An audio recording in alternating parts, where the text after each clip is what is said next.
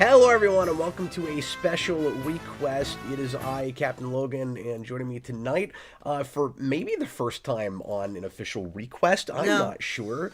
It is my son Jayson. Have you been here before? Yep, I've been here a couple times before. But it's probably never been just me and you, right? No. No, it So has. maybe that's new. Oh, has it even with this? Yep.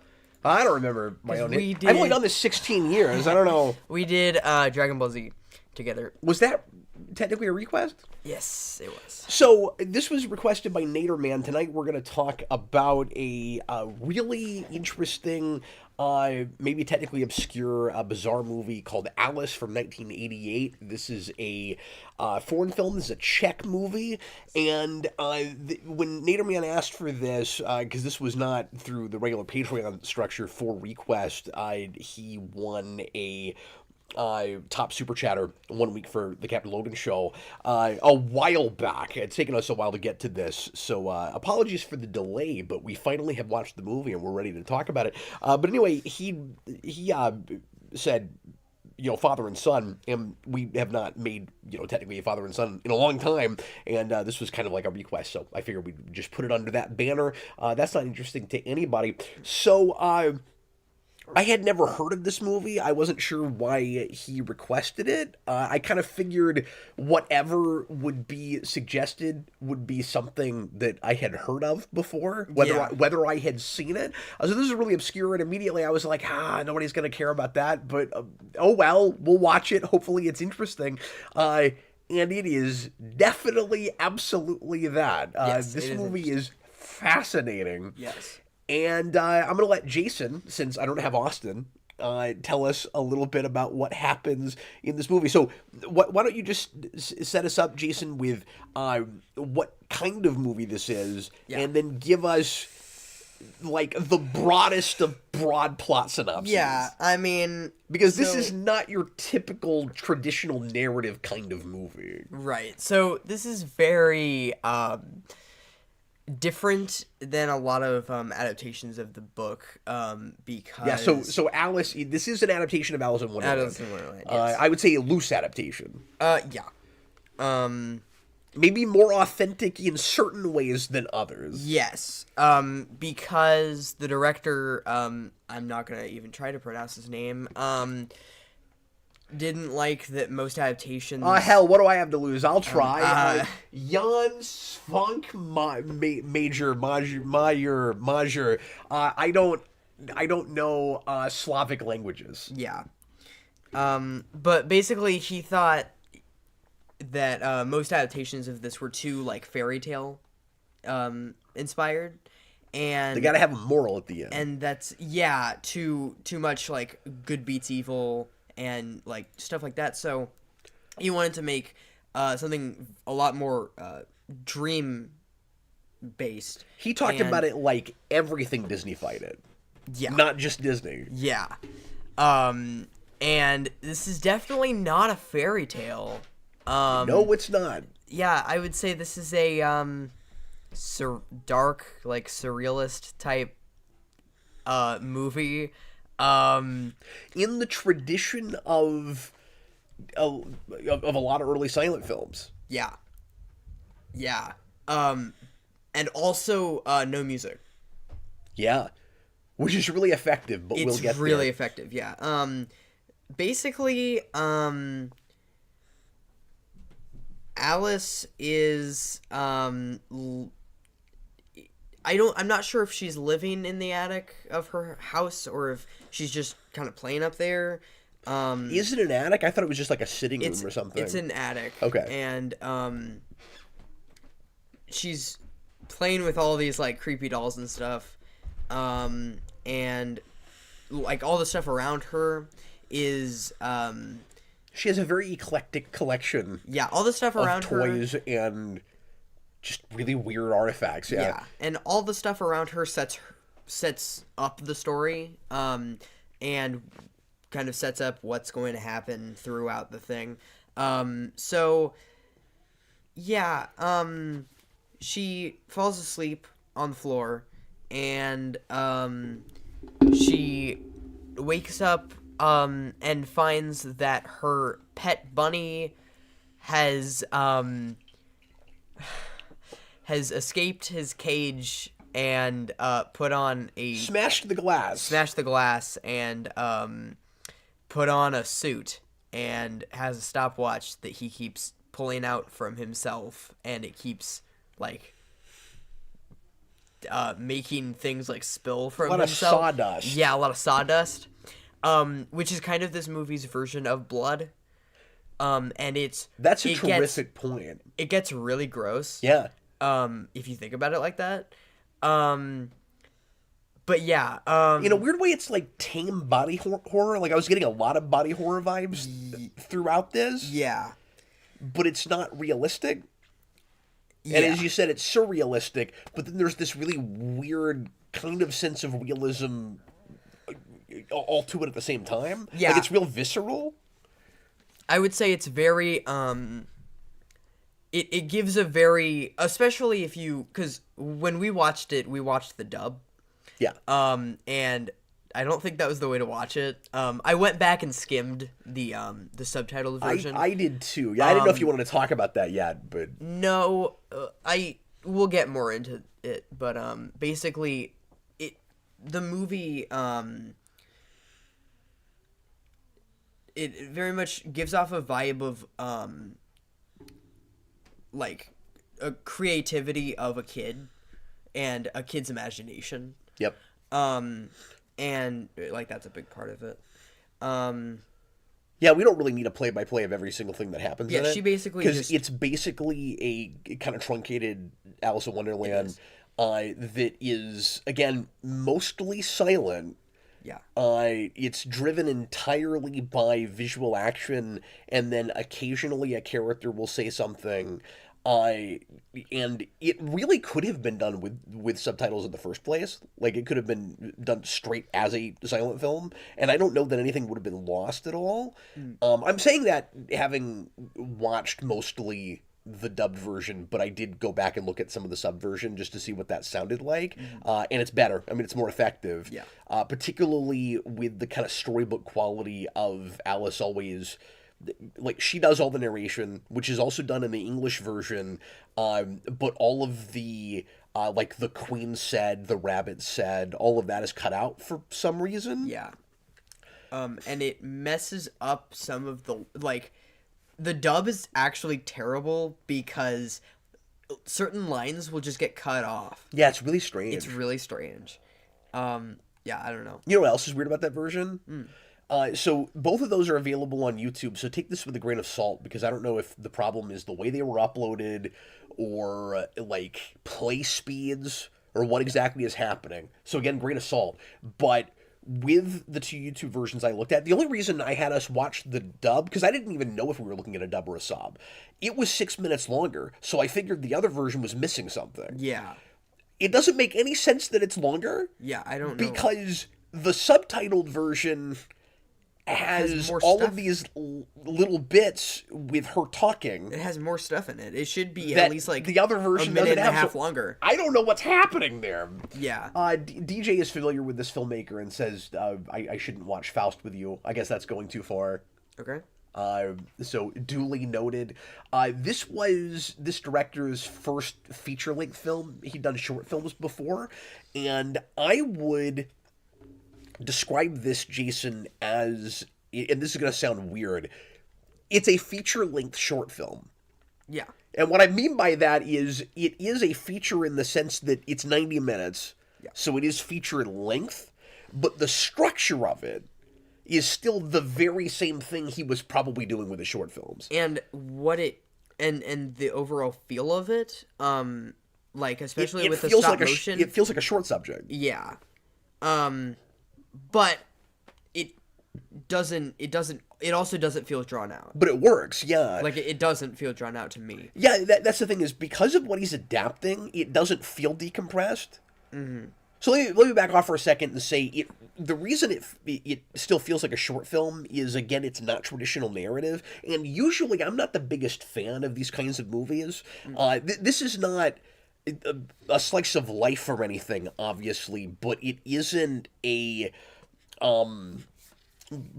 literary narrative. It isn't, here's a character that wants something and she's got to go up against, I mean, there's conflict, but she's got to go up against hurdles to see if she gets what she wants. I mean, I guess technically there is that. She's in this, you know, like weird other reality hoping to get back home.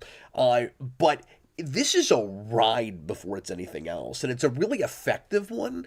And when a movie like this can tap into something as universal as this does, and can grab me and impress me the way that this did, I stop, like, it's so effective at what it's trying to accomplish that I stop wanting it to be story driven.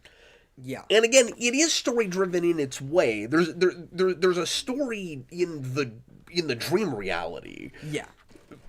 Right? But it isn't, you know, like paint by number.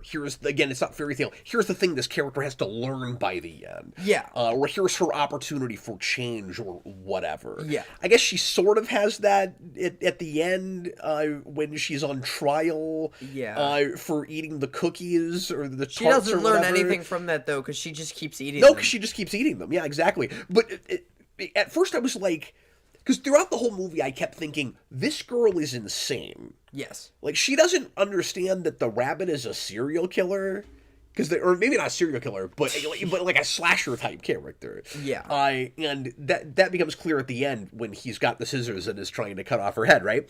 The rabbit is horrifying. Horrifying. Yeah. Because it is literally taxidermy. Yeah, it's taxidermied rabbit. It's a stop motion taxidermy, and I don't mean a thing they built to look like a taxidermied rabbit. I mean, I'm pretty sure it's a dead rabbit. It is. And it's almost traumatizing watching it. And yet, sorry, I'm jumping all over the place. And it has these eyes that never move, and it's just like, yeah. No, it's absolutely nuts. But I found the entire experience absolutely spellbinding. Mm-hmm. Partly because, well, two things. So, like I said, it's universal in that everybody has had really weird, bizarre dreams that feel completely real while you're having them. And make complete sense while you're having them. And you will, this is the point I was about to make earlier, you will make weird choices that feel completely natural in the moment in a dream that you would never make in reality. And that's what she does here, where it's like, why would you eat that cookie? You're insane. The queen's gonna kill you. Yeah. Why do you keep messing with this rabbit? He's throwing rocks and trying to kill you. And there are other places where she is scared and traumatized. Yeah. So it's relatable in that I have had dreams like this, and I'm going to go on record to say, this is made in 1988. I'm 4 years old when this comes out. This came out forever ago. And it is the absolute most, believable I've ever seen an attempt at making me feel like I'm actually really in a dreamscape. Because I know you don't like dreams usually. Well, in fiction. Yeah, I don't like narratives interrupted by a dream just to tease the audience or like make you think that what you're looking at is real and it isn't really, and most of the time it's just wasting time. It's not really in an actual traditional narrative. You don't want to waste time with things that aren't revealing anything about your character, and very often that's what ends up happening with that, where it's just let's do something weird and creepy right now. But also a lot of the time they feel kind of sterile, like they don't feel like real actual dreams. Yeah. This through and through, I've never had an experience like this where I felt like I have when I've had dreams like that. Yeah. And I think the lack of soundtrack is a lot of it. Yeah. So that's the first reason that I found this so compelling. And I didn't expect to enjoy this at all. Like a couple minutes in, I was like, "Ooh, I don't like these kinds of movies." Yeah, I was really having that. I was a little bit worried I was back into like an Eraserhead situation. Mm. And then, and you've not seen that, and I'm not going to show you that. The second thing that kept me grabbed and fascinated through the entire experience is I couldn't figure out how the man accomplished half of what he was doing. Like, I was also looking at this on a production level through a lot of it, and it's been a long time since I had an experience like this with, like I said, it's so much of a ride with a spectacle where I don't know how he's doing it. Yeah. I mean, like, I get the methods employed, but I don't know how he's so good at them. Yeah. There are shots where I'm like, I feel like I'm looking at a magic trick, and you basically are looking at a magic trick. Yeah. With a lot of this, like when she goes into the desk, yeah, you said probably mirrors. That's the best I can come up with. I don't know how he made it look like she goes head first in one shot, doesn't come out the other side, is inside of a desk. Yeah, there are transformations in this that absolutely blow my mind. The big thing is the stop motion with the doll.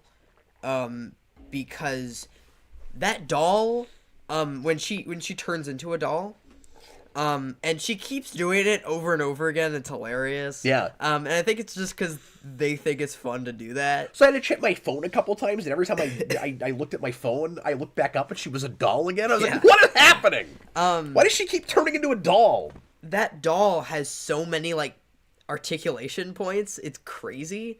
And it actually, like, I kept forgetting I was looking at a doll. Like, it actually moved like her. Yeah. Which is crazy. That was the big thing for me that was like, wow, that actually looks really good. And the stop motion in general, is some of the best stop motion I've seen. Yeah, it's really fluid. The best shot, or not the best shot, but the something that I thought was interesting about the stop motion was they have a shot where they are actually doing the stop motion outside, and there's a shot where it's looking up, and you can see like how long they took to take that stop motion because the clouds move so fast. Oh yeah, and good call. Yeah. What did you think of the elevator sequence? That just went on forever. Really? Yeah. And after a while, I was like, I don't know. I almost think this is going on too long. Like maybe let's get a move on. But then again, I kept like getting won over by just the sheer amount of production involved. Where it was like we keep adding props, we keep adding sections, and then there's a metronome that goes up, and like hearing like the silence for a while, and then just like the tick for a little bit, and then it's like kind of silence again. Like really worked. I thought just with how like weird, like how many like weird things were in that scene, and stuff like that. You could give this an award not just for animation, but also sound design. Yeah. Like meticulous. Yeah. It's really impressive, especially with no music to fall back on. Yeah. Like, it's crazy how confident this is as a piece. Yeah. Darren Dooley put in a $10 super chat and says, what are your dude's favorite version of the Alice story in any medium? So I've never been the biggest Alice in Wonderland fan. Me either. I watched the animated Disney movie maybe once or twice growing up. I saw it a few times growing up. There's kind of a weird, creepy TV version that I liked when I was a kid that I've not seen in a lot of years, and I've always been curious to go back to it, because the only thing I really remember about it, besides that, it's the thing I've seen besides this that's closest to this vibe, in that it is just kind of weird and unnerving, and it's not afraid to scare children, like this is, and that may be part of the goal of this, honestly. I kept thinking, this is in some ways, but I think it does a better job of it after some of the same things that like Labyrinth or even like Disney's The Witches or something. Labyrinth. Oh no.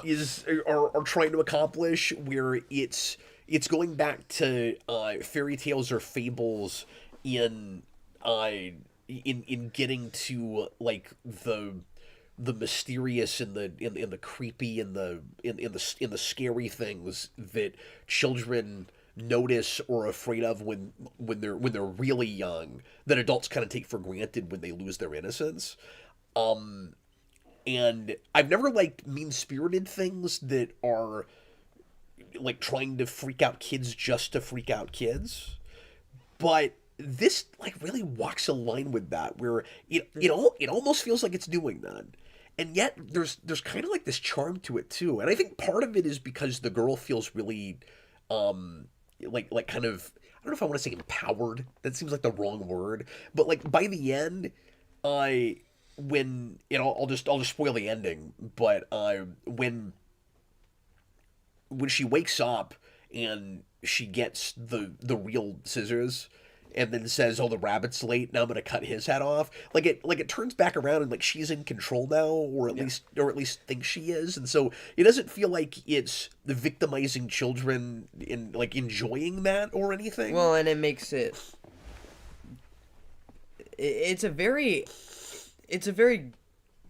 I actually really like the ending. I do too, because it also is very like, Nicholas Bodo, Dark Crystal's another one. Thinks it makes it look like she doesn't actually think that dream was scary, and she is like laughing it off.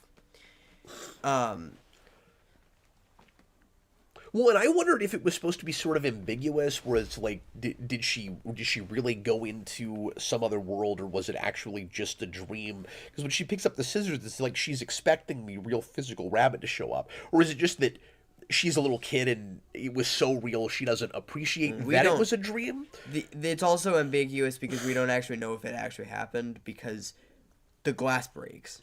Or, like, the glass is broken. Oh, that does make it just straight up ambiguous. Yeah. Yeah, but it's also possible that she did that throwing rocks at the beginning. But then was that part of the dream? I had that question. That is a good question. Because it's possible that everything you see past the opening sequence where she's sitting next to... So I looked at this as in a synopsis, and it's supposed to be her sister. I didn't know if it was like her mother or a babysitter. Yeah, it's her sister. But apparently it's her sister, because I don't know the book very well. I've read that since I was a kid, so I don't know if that's part of the book. But like, it's possible that when she's in that room, everything past that opening sequence outside on the water is part of the dream. Yeah. Because the rabbit jumps out after she's doing that. Or do we see her lay down to go to sleep? I can't remember. We see her lay down to go to sleep. Okay. It's still possible that's part of the dream, though. Yeah. I guess I don't know. So a big thing with this movie that I really liked was just the attention to detail in the actions that especially Alice makes. I really like this with stories where it'll be like she doesn't actually like just straight up like do a thing. She'll like like get bored and like start like messing around with her sister's book and stuff, and like it actually like kind of gets into her head and how she thinks, with like seeing like every detail of like what she's doing, and it's not just a straightforward, oh, she's just going on an event. Like we're actually seeing like and also that's with how slow it goes, it actually I didn't actually get bored. No, I didn't either. Watching this. There were places, because of the detail. Yeah, there were places, like I said earlier, that were dragging on long enough that I was kind of expecting to lose interest, and something would always kind of come back and grab me again. Yeah. But yeah, I think what you're tapping into is part of why it doesn't feel mean-spirited or like children shouldn't watch it. I mean, it might freak out some kids, because there's some really weird imagery that even kind of weirded me out. and it's supposed to. Yeah. But it always kind of comes back to this like innocent childhood charm again. Yeah. So like you said, POV is really important with this. Yeah. And there's this whimsical nature of it, where for every really weird thing, and actually, let me not, I won't put it that way.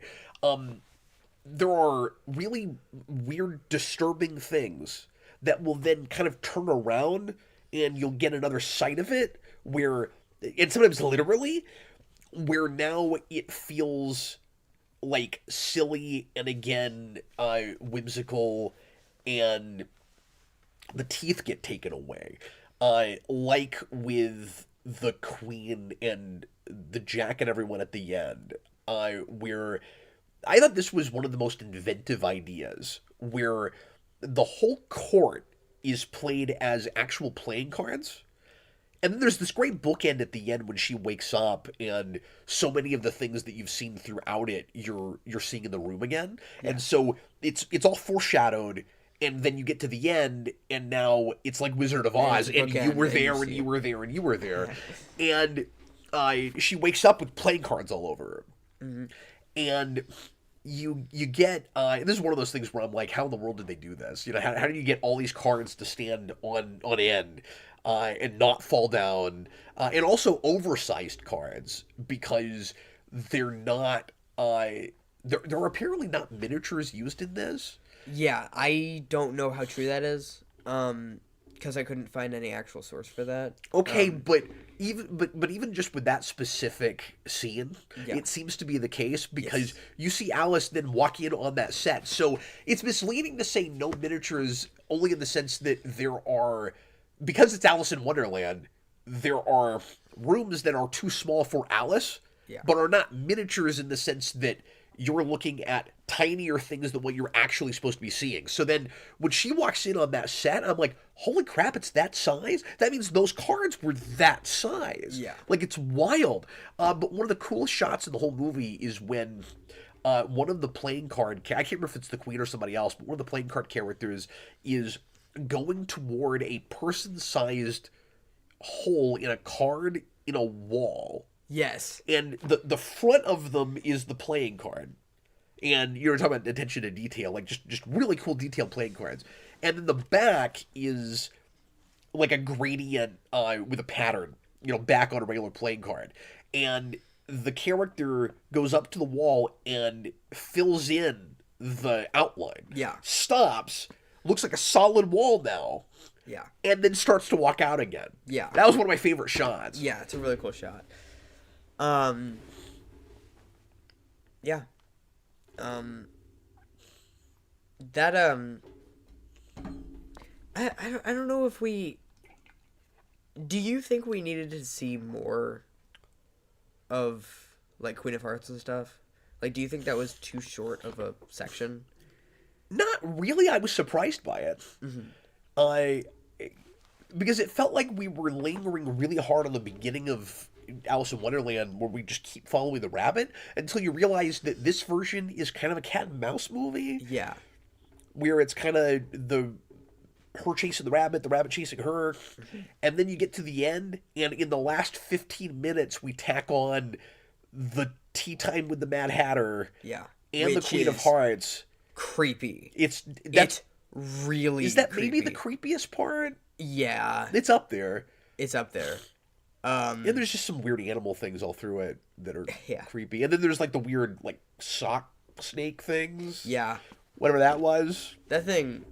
That stuff is weird. I mean, we're just gonna be kind of repetitive after a while. Like, and this was weird. Yeah. And this was weird. Oh, one thing that I wanted to point out. I really liked that outside scene, with the rocks. I thought the way that was shot was just really cool with how like far back it was, and it reminded me. Is this like a year after? Is this like a year after Beetlejuice? Or is it the same year? This is 80... This is 88. 88. So yeah, that's the same year as Beetlejuice. Year. It really reminded me of Beetlejuice.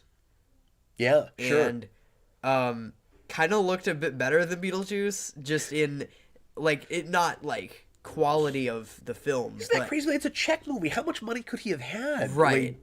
But in just how it was directed, it just felt a lot more. It's kind of what I wanted some of that like model stuff in Beetlejuice to feel like. Yeah. Where I want that to feel more like a Dreamland type thing. Well, that's one of the reasons this really holds up, because a lot of... I'm glad you said that, because this is a big point I wanted to make. A lot of the stop-motion stuff feels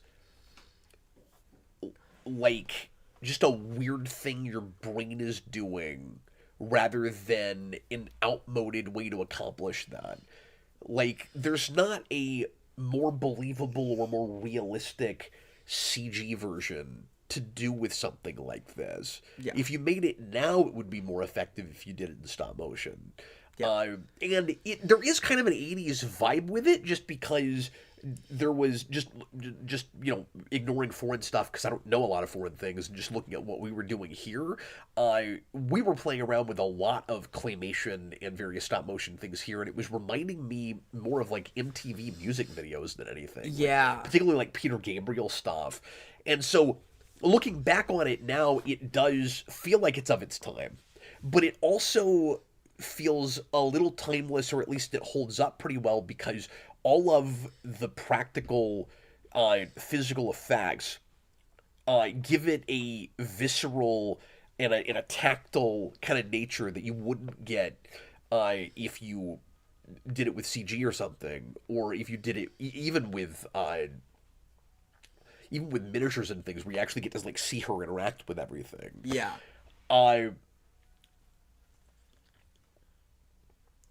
And so I didn't feel like it was like too outdated or old fashioned or something. Yeah. In that sense, and you could also maybe go too far with that. Like, you could have whole 2D animated sections in this, and say it's a dream and your brain is just doing weird things, and that could work. That could be effective.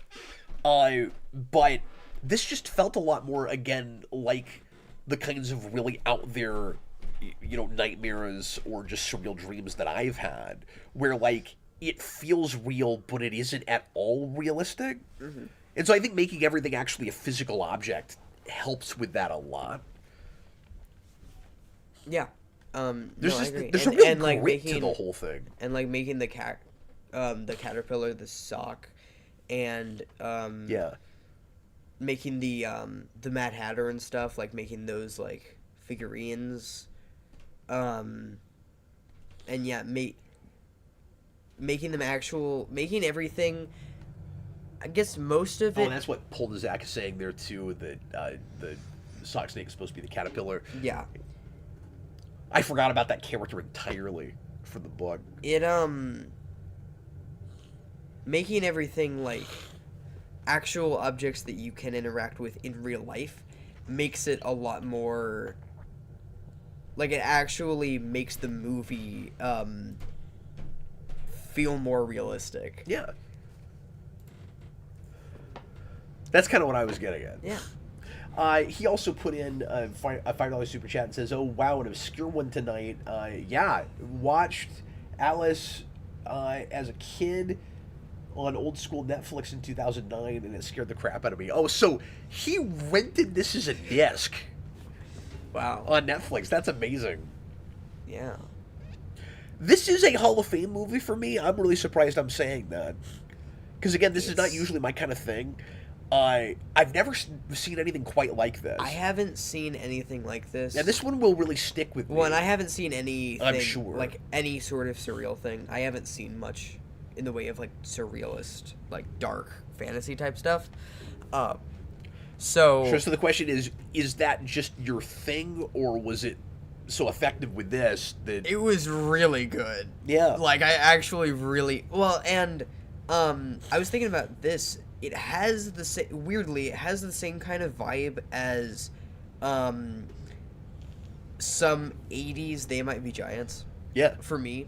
Like Miscellaneous Tea and the Frank O'Toole Show and stuff, where it's got this weird, like, creepy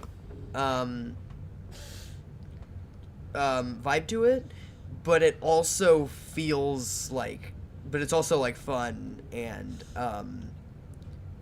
just, like, fun to listen to or fun to watch. And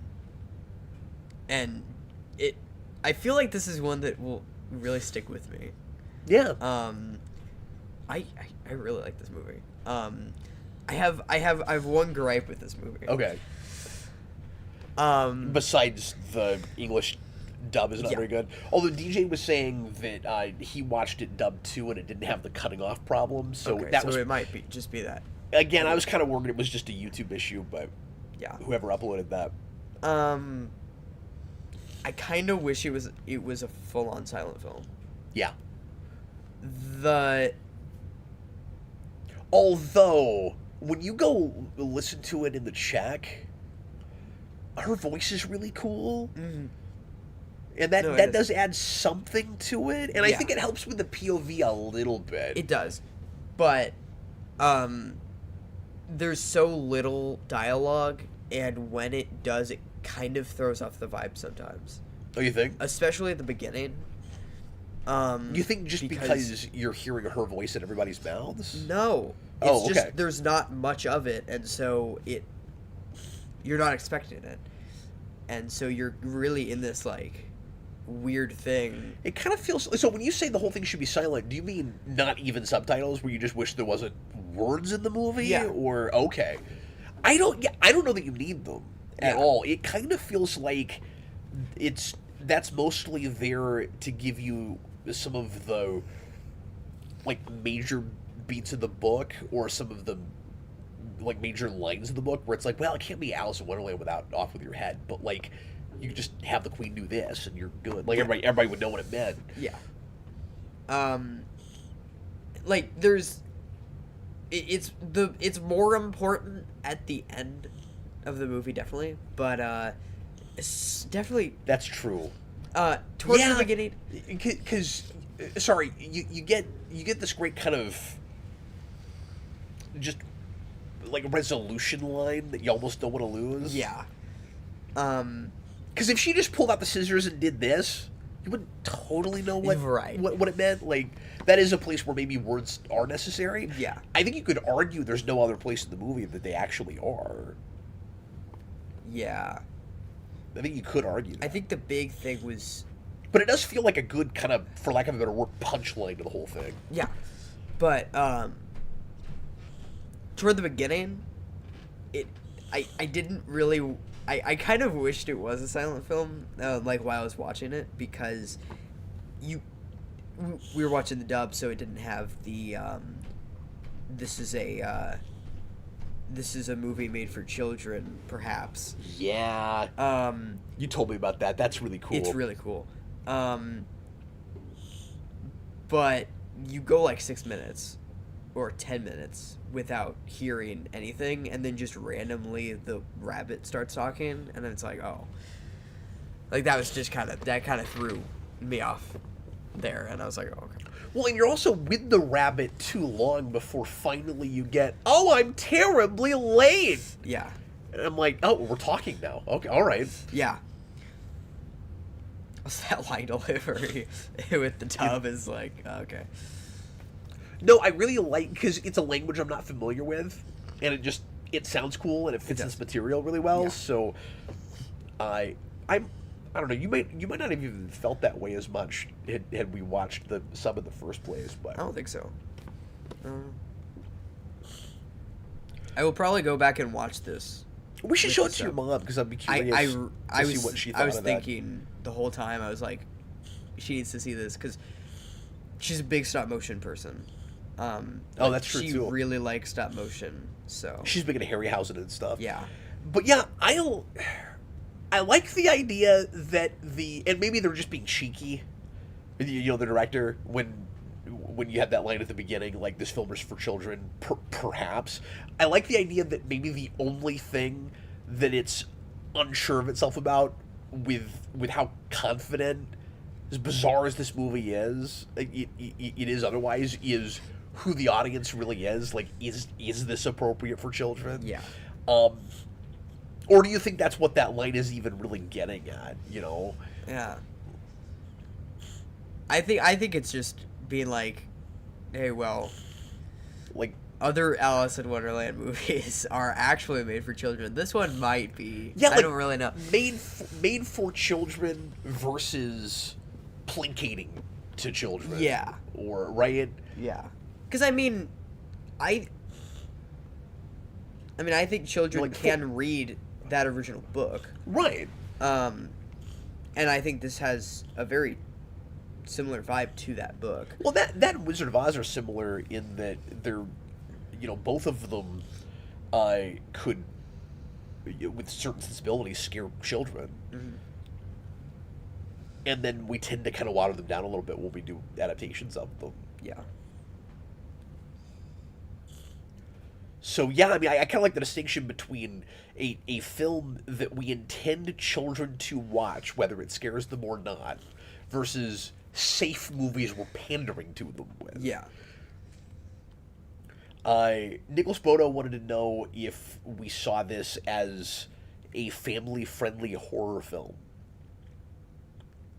I guess it's not really horror. I spent the whole movie going back and forth on, I kind of feel like I'm watching a horror movie. And then, like I said, it would kind of turn and be like, oh, this is kind of cute and whimsical.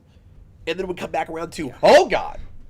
Yeah, because that scene toward the end with the Mad Hatter is actually kind of messed up. Like, yeah, it's actually disturbing. And then, when she's got the scissors at the end, it sort of feels like, I'm not saying you'd want to make a sequel to this, but it sort of feels like the shoe is on the other foot, where you could make another thing where now she's going to go after everybody, and that would sort of be a horror movie, in and of itself. So, like, there's violence. Yeah. But it's yeah. But it's like, I don't even want to say heightened, and I don't even want to say cartoon. It's just otherworldly. Yeah.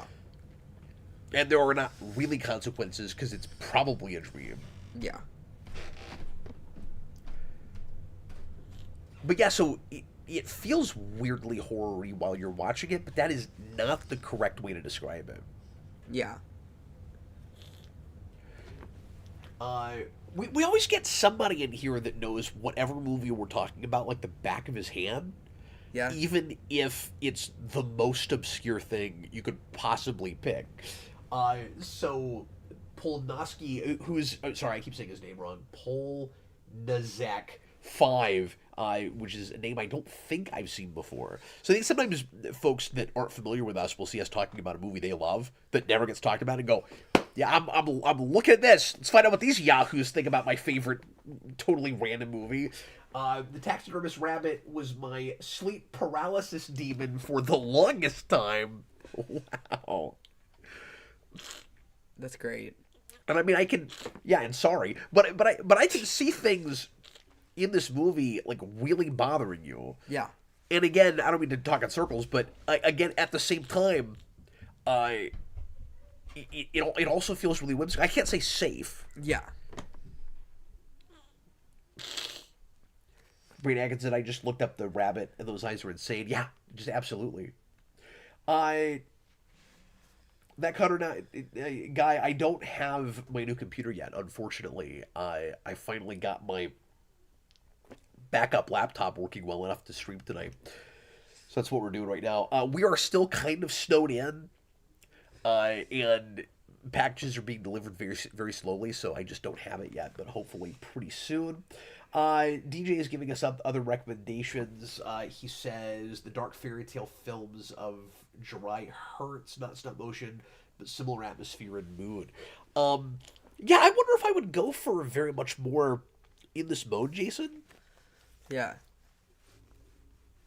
I might look up some other things from this director. Because I'm really, yeah, and I'm curious about that, but I'm really picky about this sort of thing. But with this, I think it grabbed me, just because, like I said, I feel like I've sort of had this experience before. Yeah. Give me just a second.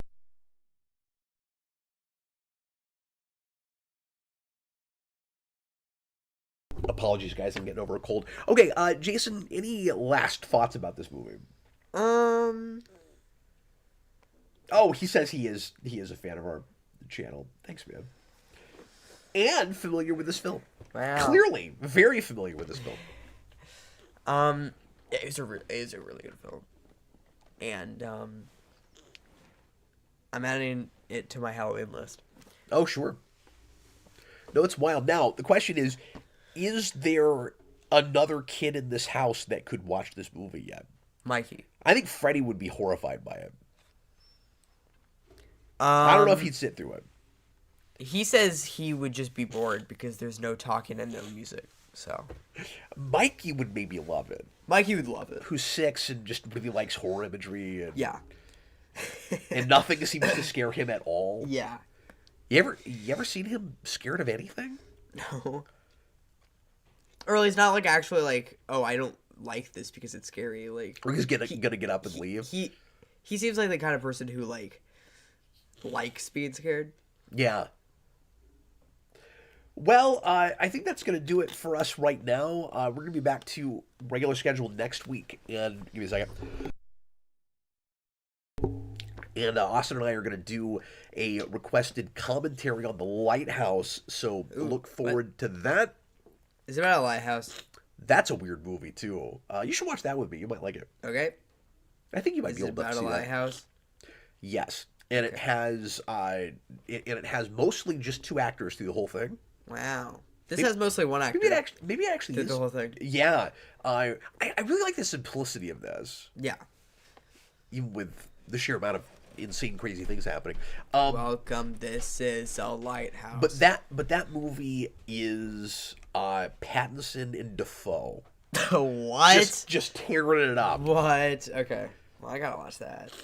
Yeah, just slowly going mad together in an isolated lighthouse. What year is that? That came out just before COVID. Weird. I think I watched it when we were having to stay inside. Yeah. Weird. During quarantine. That was the word I was looking for. That's 5 years ago now. Isn't that crazy? Yeah. So anyway, yeah, this was a surprise. This was really good. I really enjoyed this.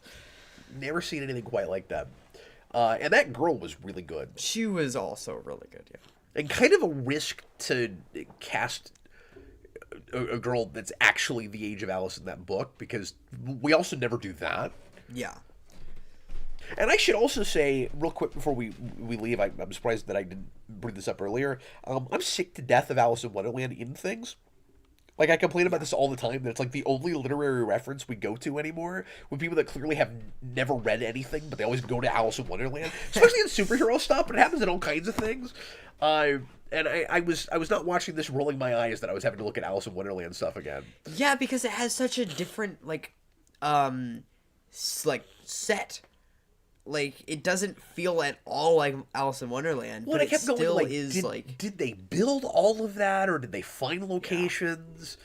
There's some, like, really odd designs of, like, jagged, crooked staircases and things that kind of feel a little bit Tim Burton-y. This movie... This is what the Tim Burton Alice in Wonderland should have been. Well, and I was going to say, it out Tim Burton's Tim Burton. Yeah. In a lot of things. Where like, once you've seen a movie like this, it's almost like... And I don't mean this with everything Tim Burton makes, because I like a lot of his early movies. Yeah. But even his early stuff, kind of like more sanitized, or at least Hollywooded versions of this kind of thing. Yeah. No, like, this is what he'd make if you gave him $11 and no corporate oversight. No rules, yeah. $11 budget. Anyway, we're going to go ahead and get going. Okay. Jayson and I are going to get together with Connor a little bit later if my laptop doesn't explode, and we're going to review Sonic 3. Just totally, completely different kind of thing right after I'll find this. We'll do our sign flips for that. We'll do how we felt about, and Austin and I are hoping to do another video or two later on this week, especially if I can get back and up and running to normal. But next week we should have more or less a normal week. So anyway, and also because people keep asking me about this, Penguin very soon. I'm not going to promise a date yet. Jason and I just finished it. I'm going to do a rewatch over the next week or so, and so maybe next week or the week after. But we should be doing a spoiler cast on Penguin pretty soon, the whole 8 episodes. So anyway, Yes. thanks a lot for watching, everybody. Very excited. We will see you again. Some of you guys in just an hour, hopefully, and everybody else. Hope to see you again soon. Thanks for the super chats tonight. A couple of guys that did that. Yeah. And we will see you again real soon. I was Captain Logan. I was Jason. Bye, everybody.